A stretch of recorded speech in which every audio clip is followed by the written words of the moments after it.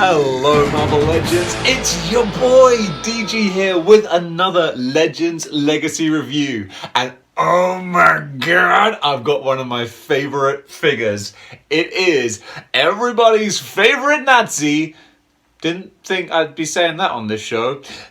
Baron Helmut Zemo. Helmut the Third? Second? I think there's some numbers after his name, but either way, it's the leader, the originator, the creator, the Scott Hall of the Thunderbolts. Although Scott Hall was never the leader, that's probably a bad comparison. The Shawn Michaels of, because DX and Thunderbolts, I should have thought this reference through before going in here. It's Baron Zemo. Worst intro ever. What a figure though. That you can tell, like, okay, you know, no building up here. I love this figure. This was a bit of a grail for the longest time. From the Mandroid wave. Such a weird name for a character thing, the Mandroid. Who in S.H.I.E.L.D. came up with that? It's like, it's an android for men? Mandroid just sounds so freaking weird. Anyway, what was I saying? Baron Zemo. Look at this guy. First of all, Baron Zemo as a character is just such a great character with so much history. I was first introduced to him in Thunderbolts 1 back in 97. I hadn't really read much Captain America or anything like that, so I didn't really know the character. But just the reveal at the end of Thunderbolts 1, where, you know, everyone, they all take off their masks, so he takes off his mask, and he's got the Freddy Krueger face, and he's like, oh yeah, this is a thing. Swerve, bro. The Thunderbolts went full Vince Russo. It's like, oh, they're baby faces. No, they're not. They're heels. They swung the steel chair at the Marvel Universe when, it was like, these are the replacement Avengers. Oh, no, wait. That's not what this story is about. This story is about the villains posing as heroes. Oh, I was hooked from that point. And the best part of that story was they won. They actually did it. Even when the heroes came back from the Heroes Reborn universe, Zemo's plan freaking worked. He brainwashed the entire world, and he had won. And what was so great about Zemo and that story was that, like any classic villain, he was his own undoing. It was so great because basically Zemo had Captain America brainwashed, like at his command, like at his beck and call, like a zombie. And it was such wonderful kind of like dramatic irony that upon winning, it felt hollow, because there's this wonderful scene where Zemo is staring into like the lifeless eyes of Captain America, and he's like, this does nothing for me. Because he's like, you don't know that I've beaten you. He's just staring at this zombie Captain America, and he's like, there's zero satisfaction here. Like, I've conquered the world, and it's doing nothing for me. And so he ultimately is the architect of his own undoing. That is just, chef's kiss. Mwah! What a great, ironic twist to the story. What a little Roald Dahl style twist in the tale. So back to the figure itself.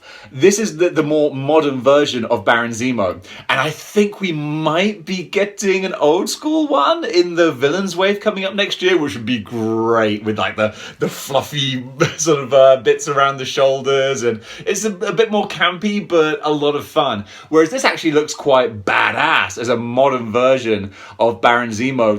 The purple mask with the stripes, when it's the old-fashioned vintage baggy one, looks kind of silly, but this more sort of tight, this tight mask here looks really cool, I think, with the bright white eyes and the kind of the crown headpiece. He's got his big regal sword, because that's what I always kind of like, is like Zemo's very sort of European history kind of guy, so it makes sense he'd have a big ass broadsword here. And of course, like any good Nazi, he's got. I retract that favorite Nazi comment. Like that was a joke about like no one has favorite Nazis because Nazis are awful. Except like in this day and age in 2020, like we actually have Nazis again. Like, how did that happen?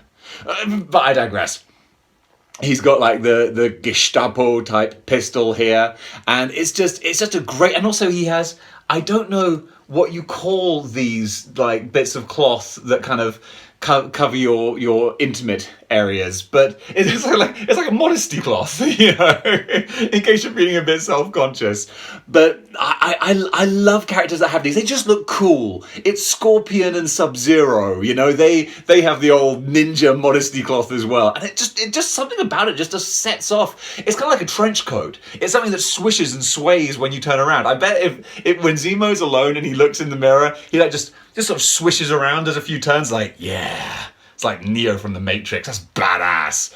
So yeah, he has so much going on here that's cool. He's got the separate harness type piece here, which again, like the harness with the extra gun in the holster, little accessories that just add so much to the character. I'm not sure about the like the Frontier boots and the marigolds, like he's going to do the washing. What saves them though is that they make the figure pop so much. Purple and yellow together with the basic black body means that these colors spring off of him, so he stands out so much. This has so much going on for it. I just love it. And you see I've got him in his kind of very regal looking pose, kind of like, because that's the thing, like Zemo always feels like he's better than you, you know. It's like MJF in AEW, you know, he's like, I'm better than you and I know it and you know it. Did someone else have that catchphrase?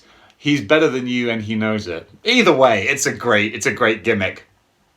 So, and what I love about sort of the modern Baron Zemo is that he's not like the big bad. He's kind of a little bitch occasionally, but it's not because he is like a pathetic character. It's just like he always has the odds stacked up so high against him. Like after the Secret Empire storyline, when the Punisher was all pissed off about, you know, being tricked into serving evil Captain America, he should have been pissed off at the writers who wrote him to do that, because it's a garbage thing to do, writing wise. But either way, he's like, okay, I'm gonna get revenge on Baron Zemo, and he kind of goes to war with Baron Zemo, and Zemo's like, how am I going to kill this guy? And he sort of resurrects the Thunderbolts. It's like the Thunderbolts he'll always go back to. It is like the NWO. It's like, things aren't working, resurrect the Thunderbolts. And he has his team of Thunderbolts to go to war against Frank Castle in the Iron Punisher War Machine garb. Either way, it's fun. It's a lot of fun, and this figure is a lot of fun.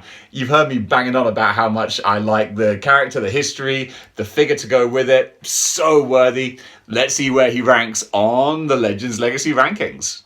Okay, for this ranking, we're going to go up, way up the list, because Zemo is a big favourite of mine. I want to make him a boy. I want to put him in my boy stable, but you know what? He's too good of a figure. He's too good to be a boy. So instead, I'm going to go above Agent Venom, not above Pizza Spider-Man. Pizza Spider-Man is so iconic. He still maintains that higher position, but there you go.